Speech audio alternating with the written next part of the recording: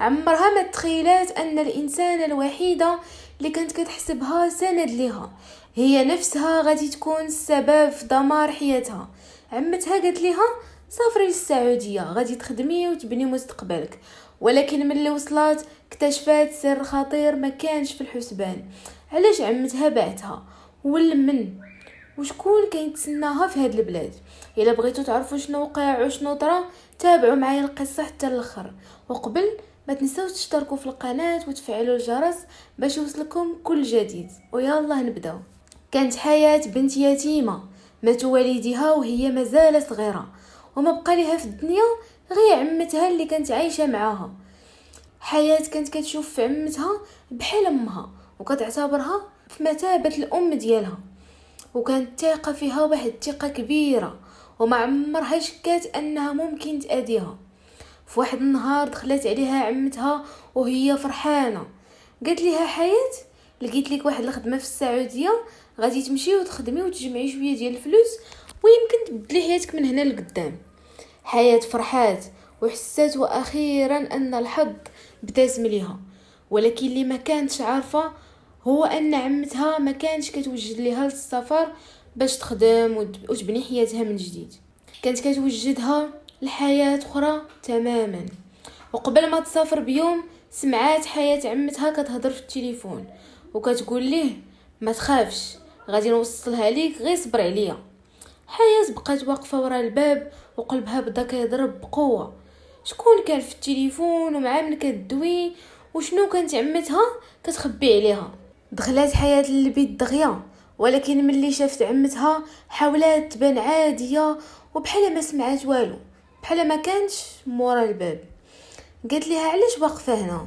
حياة ترددات شوية ومن بعد قالت لها مع ما كنتي كتهضري في التليفون عمتي. تبدل وجه العمة، ولكن دغيا ابتسمات وقالت لها غير مع مولات الخدمة اللي غادي تمشي عندها. حياة ما اقتنعاتش بديك الهضره اللي قالت لها، ولكن ما كان عندها حتى دليل. دازوا الايام وحياة بدات كتوجد حوايجها للسفر، كانت فرحانه وخايفه في نفس الوقت، وكانت كتقول في راسها هذه يمكن تكون فرصتها الوحيده باش تبدل حياتها وتبداها من جديد. جا نهار ديال السفر وعمتها وصلتها للمطار، حضناتها حياة وقالت لها غادي توحشيني بزاف، راني غادي نبقى غير كنتصل بيك في اي وقت. العمه بقات ساكته وعينيها كانوا كيتهربوا من عينين حياة. قبل ما تدخل حياة المطار عطاتها العمه واحد الظرف صغير، قالت لها ما تحليه حتى توصلي للسعوديه وديك الساعه تحليه. حياة شدت داك الظرف وهي مستغربه، ولكن ما سولتهاش شنو فيه ولا ديالاش ولا حاجه. وصلت للسعوديه وكانت اول مره في حياتها تشوف داك العالم كامل قدام عينيها. خرجت من المطار وهي كتقلب على الشخص اللي غادي يستقبلها. دازت 10 دقائق 20 دقيقه بقات واقفه تما، حتى وقفت حداها واحد الطوموبيل من الهاي كلاس. هبط منها راجل سعودي كبير في السن، شافها سولها قال لها واش انتي هي حياة؟ جاوبته وقالت ليه ايه، ولكن فين غادي تمشي نخدم؟ شاف فيها بواحد النظره غريبه، قال لها كيفاش خدمه؟ شكون قال لك جايه تخدمي؟ حياة تصدمات في بلاصتها، قالت ليه عمتي هي اللي قالت لي راه غادي تخدمي تما. قال لها الراجل عمتك وقيله ما قالش لك الحقيقه كلها. حياة حست برجليها ما بقاوش قادرين يهزوها، ولكن الحقيقه اللي غادي يكشفها ليها من بعد كانت اكبر واصعب من انها تستوعبها. حياة بقات كتشوف داك الراجل وهي ما فاهمه والو. قال لها ركبي غادي نهضروا في الطريق. حياة رجعات خطوه للور وقالت ليه لا، انا ما غاديش نمشي معاك حتى نفهم شنو واقع. عمتي قالت لي راه غادي تمشي تخدمي تما. الراجل قال لها عمتك خدات مني فلوس مقابل انك تجي عندي وماشي باش تخدمي. حياة حسيت بحال الا شي حد ضربها في قلبها. قالت لي شنو كيفاش فلوس؟ قال لها هي قالت لي انك موافقه على الزواج وانك عارفه بكل شيء. بدات دموع حياة كتنزل وخرجت التليفون دغيا واتصلت بعمتها. كتصوني ليها ما مره ما جوج ما ثلاثه، ما جاوبتهاش. عاودت اتصلت بها ولكن هاد المره التليفون كان مسدود. بقيت حياة كتشوف في الشاشه وكتقول ماشي معقول تكون باعتني، انا بنت خوها، انا اللي ما عندي غيرها وهي اللي كاينه عندي في هاد الدنيا بوحدها، وكيفاش تقدر تبيعني؟ في ديك اللحظه تذكرات الظرف اللي عطاتها عمتها في المطار، هزاتو وحلاتوه يديها كيترعدو، ولقات فيه واحد الورقه صغيره مكتوب فيها سمحي لي يا حياة بزاف، ما كانش عندي اختيار اخر. حياة بقات ساكته ومصدومه، ولكن قبل ما تكمل القراءه ديال الورقه الراجل قال لها الا بغيتي تعرفي علاش عمتك دارت فيك هذا الشيء خاصك تسمعي الحقيقه كلها. هزات حياة عينيها ليه وبقات كتشوف فيه، والسر اللي كان غادي يكشفوا ليها كان متعلق بالماضي ديال والديها. حياة بقات ساكته ودموعها كتنزل بلا ما تحس، كانت باغيه تعرف شنو علاقه والديها بهذا الشيء كامل. قال للراجل هضر، بغيت نعرف الحقيقه، حتى الا كانت غادي تضرني قولها لي. قال لها الاب ديالك قبل ما يموت كان داخل في مشكل كبير وكان عليه واحد الدين كبير. حياة تصدمات، قالت ليه الاب ديالي؟ عمري سمعت بهذا الشيء. قال لها عمتك كانت عارفه بكل شيء، ومن بعد الوفاه ديال والديك بقات هي اللي كتسدد في هذا الدين بوحدها حتى تراكم عليها. حياة بقات كتمسح في دموعها وقالت ليه ولكن شنو علاقتي انا بداك الموضوع؟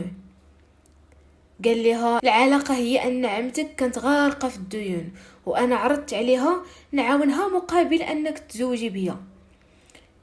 حياة تعصبات، قالت لي يعني باعتني باش تخلص ديونها. ناضت حياة هبطت من الطوموبيل وقالت لي انا ماشي سلعه، وما عند حتى واحد الحق يقرر في حياتي بلا الموافقه ديالي. ولكن قبل ما تبعد وقفها بكلمه خلاتها تجمد في بلاصتها. قال لها حياة كاين سر اخر على والديك مازال ما عرفتيش. دارت وجهها دغيا، قالت لي شنو هو؟ قال لها الاب ديالك ما ماتش بسبب حادث كيف ما قالت لك عمتك.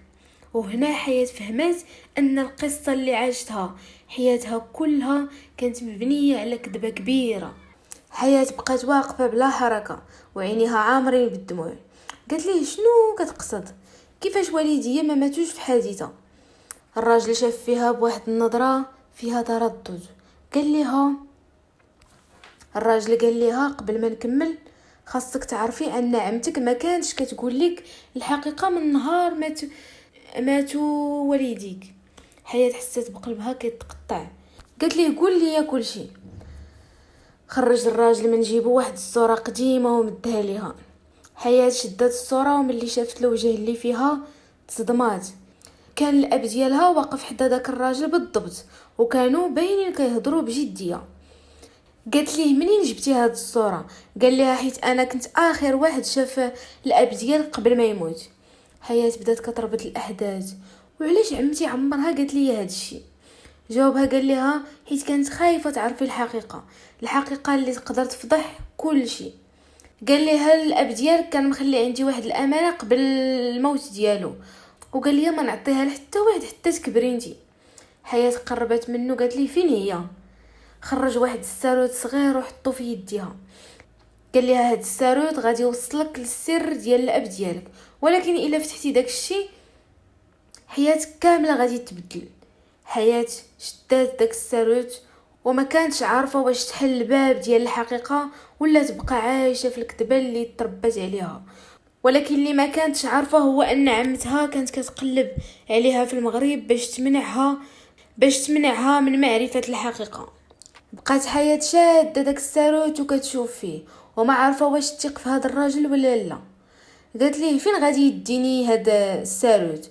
جاوبها قال لها كاينه واحد الشقه قديمه في واحد الحي، الاب ديالك كان كيكريها قبل ما يموت، الامانه مخبيه تما. حياة ترددات، ولكن الفضول والخوف على الحقيقه كانوا اقوى منها. مشات معاه لذاك المكان ولقاو واحد الباب قديم. دخلات المفتاح في القفل وتحل الباب بصعوبه. الدار كانت خاويه وعامره بالغبره، ولكن في واحد الغرفة لقات واحد الصندوق خشبي صغير. حلاتو لقات واحد الصورة قديمة وأوراق ورسالة مكتوب عليها الاسم ديالها. كان مكتوب فيها الى حياة ملي تكبري. يديها بداو كيرجفو وهي كتحل ديك الرسالة. كان مكتوب فيها: بنتي حياة، الا وصلتك هاد الرسالة راه اكيد وقعت شي حاجة منعاتني نقول لك الحقيقة بنفسي. بغيتك تعرفي ان عمتك مازال ما كملاتش. ومن بعد سمعوا واحد الصوت ديال الطوموبيل وقفات قدام الدار. حياة خبات الرسالة دغيا، قربت من الشرجم وشافت واحد الشخص نازل من الطوموبيل. كانت عمتها هي اللي نزلت من الطوموبيل. ولكن السؤال اللي خوف حياة كتر هو كيفاش عرفت انها في ديك البلاصه بالضبط، في ديك الدار. حياة بقات واقفه حدا الشرجم وقلبها كيضرب دغيا. شافت عمتها هبطات من الطوموبيل وبدات كتقرب للباب بخطوات سريعه. قال لها داك الراجل: خبي ديك الرساله وما تخليهاش تشوفها، خبيها دغيا. حياة خبات ديك الورقه في الحوايج ديالها، ولكن الصندوق بقى محلول. دخلات العامه للدار، وملي شافت حياة كانت واحد الصدمه في وجهها. قالت لها: حياة، شنو اللي جابك لهنا؟ حياة قربت منها وهي معصبه. قالت لها: هذا السؤال انا اللي خاصني نسولك عليه. علاش بعتي حياتي؟ وعلاش كذبتي عليا في قضيه والديا؟ العامه بدات كتخلع. قالت لها: ما عندكش الحق تحكمي عليا قبل ما تسمعي الحقيقه. حياة قالت لها: شنو هي هاد الحقيقه؟ وبعتي بنت خوك لسعودي؟ العامه بقات ساكته، ومن بعد هبطات راسها. قالت لها: ايه، خديت الفلوس ولكن ماشي باش نعيش بيهم، كنت كنحاول غير نحميك. حياة بدات كتضحك. قالت لها: كيفاش تحميني بالزواج من راجل ما عمري شفتو؟ العامه قربات منها. قالت لها: الاب ديالك ما ماتش في حادثه، كان مقتول. قالت لها حياة: كيفاش؟ اش كتقولي دابا؟ العامه شافت في الراجل اللي كان واقف بعيد وقالت لها: الا بغيتي تعرفي شكون قتلو خاصك تسولي هذا الراجل اللي واقف هنا. حياة دارت وجهها ليه وهي مصدومه، ولكن الجواب اللي غادي تسمعوا منه كان غادي يقلب القصه كلها. حياة بقات كتشوف في الراجل وعينيها عامرين بالشك والخوف. قالت ليه: واش بصح عندك علاقه بالموت ديال الوالديه؟ قال لها لا، انا ما قتلش الوالدين ديالك، بالعكس كنت كنحاول نقدهم. العامه بدات كتبكي وقالت لحياة: الاب ديالك كان شريك مع واحد الشخص في مشروع كبير، ولكن داك الشخص خانوه وخسر ليه كل شيء. ملي عرف الاب ديالك الحقيقه هددوه باش يسكت. حياة سولتها، قالت لها: وشكون هذا الشخص؟ داك الراجل سكت، ومن بعد خرج واحد الورقه قديمه من جيبو ومدها ليها. ملي قراتها حياة كانت باينه في وجهها واحد الصدمه كبيره. الاسم اللي كان مكتوب في الورقه كان اسم واحد من اقرب الناس لعائلتها. قالت لهم: حياة، مستحيل هذا الشيء. واش كتقولوا لي ان هذا الشخص هو السبب في الموت ديال والديا؟ العامه قربت منها. قالت لها: ايه، ولكن كاين سبب اخر علاش بعتك للسعوديه. حياة شافت فيها. قالت لها: شنو هو هذا السبب؟ قالت لها العامه: كنت خايفه عليك حيت نفس الشخص عرف انك بقيتي بوحدك وبدا كيقلب عليك. ومن بعد شويه سمعوا التليفون تاع حياة كيصوني. شافت في الرقم كان واحد الرقم ديال المغرب. جاوبته قالت لي: الو. جاها واحد الصوت ديال راجل بارد. قال لها: الا بغيتي تعرفي شكون قتل الوالدين ديالك رجعي للمغرب. وتسد الخط في البلاصه. حياة بقات ساكته، ومن بعد قالت له: انا غادي نرجع، ولكن هاد المره ما غاديش نهرب من الحقيقه. وما كانتش عارفه ان الرجوع للمغرب غادي يفتح عليها باب اخطر من كل شيء اللي داز عليها. رجعات حياة للمغرب ولكن مصممه تعرف الحقيقه كاملها. اول حاجه دارتها هي مشات للدار القديمه ديال والديها، المكان اللي كان مخبي فيه الصندوق. قلبت في الوراق اللي لقات وبدات كتجمع الاحداث وحده بوحده. وشويه لقات واحد الورقه فيها الاسم ديال الشخص اللي كان شريك مع الاب ديالها، ومعه دليل على انه كان كيدير معاملات مشبوهة وكيهدد الاب ديالها قبل ما يموت. ولكن المفاجأة الكبيرة كانت في اخر ورقة، كان مكتوب فيها: الا وقعت لي شي حاجة ما تثقوا في حتى واحد، حتى عمتك كانت كتخدم معاه. حياة صدمات. يعني عمتها ما كانش غير ضحية لديون، كانت عارفة جزء من الحقيقة من الاول. مشات واجهتها والعمة تخلعات واعترفت بكل شيء. قالت انها خافت من ذاك الرجل وخافت تخسر حياة، ولهذا قبلت الفلوس وصفتها بعيد، وكانت كتحاول تبعدها على الخطر بطريقة اللي هي غلطة. حياة ما قدراش تسامحها بسهولة، ولكن قررت ما تبقاش سجينة للخوف. اما الرجل السعودي فوضح لها انه ما كانش باغي يشريها ولا يجبرها على الزواج، وانه كان داخل في هذه القصة فقط باش يحميها ويوصلها للحقيقة. وفي الاخير حياة اختارت طريقها بنفسها، وما بقاتش البنت اليتيمة اللي الناس كيتخذوا القرارات بلاصتها، وولات مرأة قوية خدات حياتها بيديها، وقررت ان اليتم ماشي ضعف، وان الانسان يقدر يبدا من جديد مهما كان الماضي ديالو قاسي. وهكذا السر اللي بدا بصفقة وخيانة سلب حقيقة حررت حياة من الخوف.